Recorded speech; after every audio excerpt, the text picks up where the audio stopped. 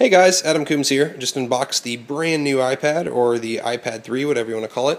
I've got the iPad 2 over here right next to it. We're going to do some quick comparisons and give you some of my initial reactions. So I can tell you right off the bat, turning this thing on for the first time, I mean, it is extremely amazing how sharp this screen is. It kind of reminded me of just a blown up version of the iPhone 4 or 4S screen, which is a really good thing. I will say the contrast is really sharp, very good blacks. Overall, just super impressive. Even really small text is so readable on the screen.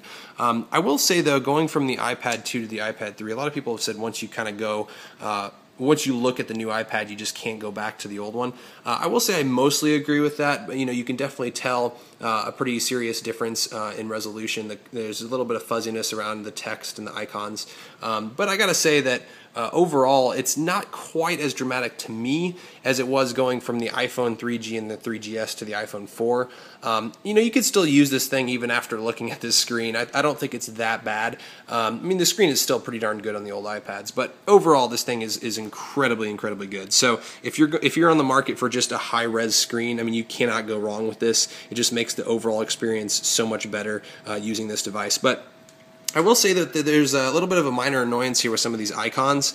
As I'm sure you guys remember with the iPhone 4 upgrade, a lot of the app developers haven't updated their icons yet, so some of them look noticeably fuzzier than others, so it's kind of a little bit of an annoyance there. Not a big deal. Probably be fixed up here in a couple months as more get updated. But one thing I wanted to mention that I've noticed here, the web pages that I've looked at look so good. At least the text does.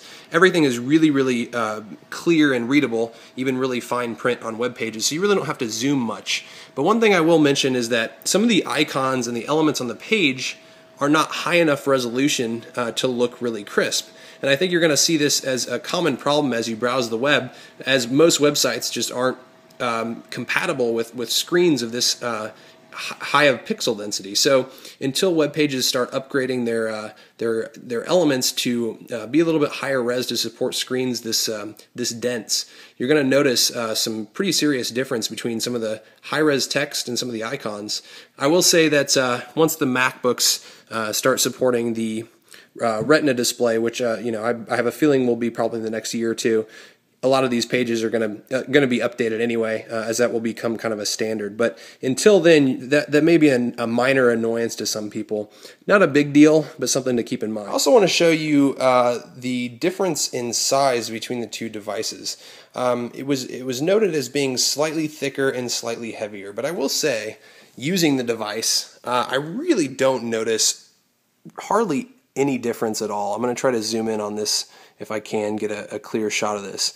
The difference in width is so minimal that you can't really tell. Even holding both of them, it's not very obvious. And I will say that the weight difference is so minimal as well. There's certainly a bigger difference between the iPad 1 and the iPad 3, or even the iPad 2. So really overall, very similar shape and weight and everything. So shouldn't be a big difference there.